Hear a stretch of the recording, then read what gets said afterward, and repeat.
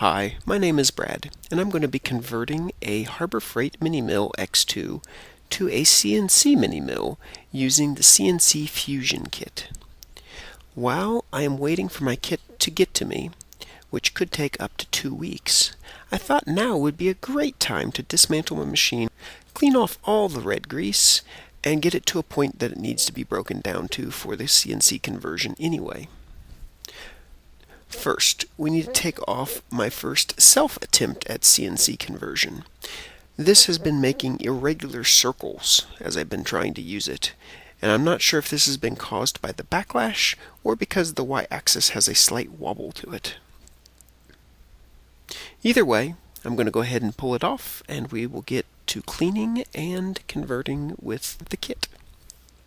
Okay, so now let's get to taking this thing apart. We start with one of the Allen wrenches provided with your mini mill. It is the second largest one and is labeled 5mm in Harbor Freight's manual. We are taking out the two M16 cap screws that hold in the X-axis bearing seat, shown here. In the PDF manual, it's actually labeled the Y-axis bearing seat. Now, we will need to be saving this part as we need parts off of it for our conversion. We move to the other side of the mini mill using a Phillips head screwdriver. We remove the two M6 screws that are on the end cover plate. This plate is made out of cheap plastic and will not be used in the CNC conversion. Okay, now we are going to remove the 4 Gibb screws shown here using an Allen wrench that was included with your mill. Because I have a screwdriver with this head attachment, I will be using that instead.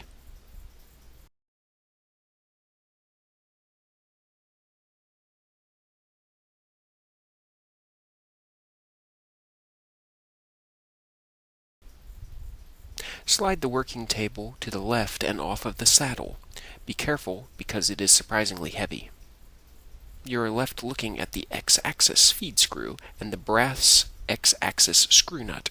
Now, on my machine, when I touched the brass nut, it came loose. You should have to loosen the two M6 screws with your Allen wrench shown here.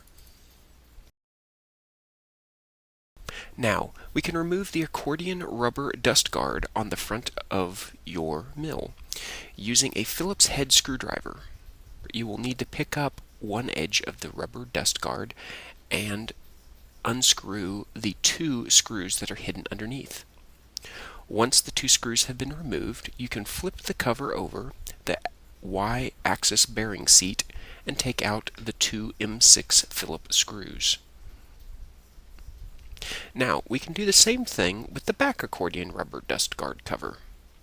This time, you'll want to turn the mini mill around so you're behind it, and look up under the rubber dust guard and take out the 2 M6 Phillips screws that are attached to the saddle again. Once the dust guard cover is detached from the saddle, you can turn the mill back around to face you again. Picking up the rubber dust guard cover and bracing it against the vertical support, you will find the last 2 Phillips head screws that you will need to take out to be able to get that accordion to come off. I decided to take the screws and the metal plates that were holding the attached accordion rubber dust guard onto the mill and screw them back into the saddle, so that way I would not have to keep track of as many loose parts and screws. Now that the saddle is free, we need to dismantle the Y-axis. To start with, we will want to move the saddle all the way back to the vertical support. If it will be easier for you, you can place the hand feed wheel back on the Y-axis and turn it to move the saddle back. Now, you're going to want to remove the 2 M6 screws with an Allen wrench, as well as take out the M6 cap screw that is securing the Y-axis screw nut to the saddle. Now that all that is loose, you can unthread the Y-axis feeding screw from the Y-axis screw nut and pull the screw and the Y-axis bearing seat out of the base. I would again thread the Y-axis screw nut back onto the screw and set it aside in case you ever want to convert it back.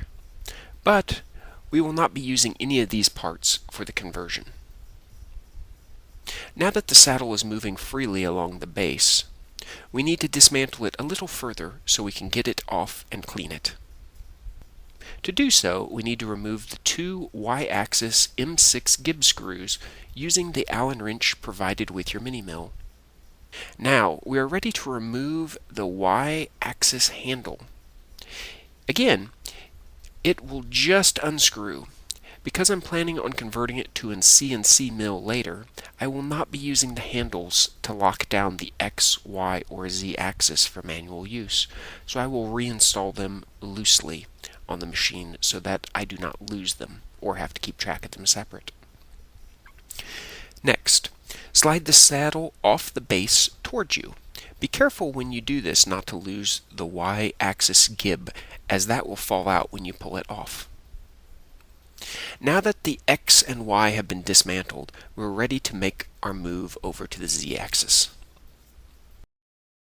First, we want to crank the Z-axis all the way down, so that way we can get at the Z bumper stop and the M6 Allen screw. We will remove these, and we will not be using the bumper in the conversion, but we do need that screw, so be careful not to lose it. I'm not sure if this step is necessary.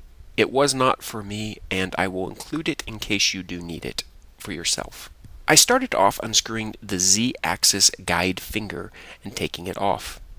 I had heard that you may need to take off the screw and use a screwdriver to tap out the Z-axis operating lever on the other side. In my conversion, it appears I did not need to do this step, but I included it in case you did need to tap out that Z-axis yourself. In the video, you will notice I did not do this part, and I should have. Move the limit block up under the head and lock it down so that the head does not drop in the next step. Now that the head is locked into place and the limit block is under it, we are going to want to take 2 wrenches and loosen the support shank there. When you loosen it, be sure to grab onto the supporting shank before you take the bolt all the way out, or it will fling backwards like so. And if you did not have the limiting block in place, it will drop very quickly like this. Instead of taking out the Z-axis guide finger, I took out 2 M screws off the black cover and removed the cover itself.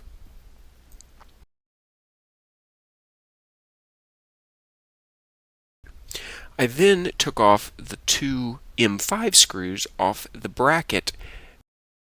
I had to take my rubber mallet and give the bracket a light tap because it was stuck to the mini mill's paint job. Once the small shaft linkages are all dangling down, we are able to unscrew the screws with an Allen wrench. This will free the operating lever and support block to be pulled out of the Z-axis. I shined the camera into the hole so you can look in and see what it's going to look like. The small hole on the other side is where the Z-axis finger was at, and why you could also use a hammer to tap out the Z-axis operation lever if needed.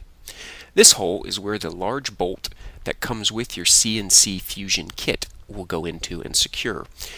But to access this, we are going to need to lift the head higher up the vertical support. This can be accomplished now because we've already released the support shank in a previous step. Now, while we move up the head, be sure to move the limit block up under it and lock it down as well. This will allow us access inside the head without allowing the head to drop to the table. You may also want to tighten down the Z-axis handle here so that it is locked in by that as well. While the head is up, you can see most of the vertical support now is exposed, and it would be a great time to clean the red grease off the vertical support. Now that the head is up this high, you could very easily take it off the vertical column and clean it as well. However, I am not going to do that at this time. But if you feel like giving the Z-axis a good clean, then by all means, go for it now. In the next video, you will see a very sped up version of the cleaning of the X, Y, and Z axis.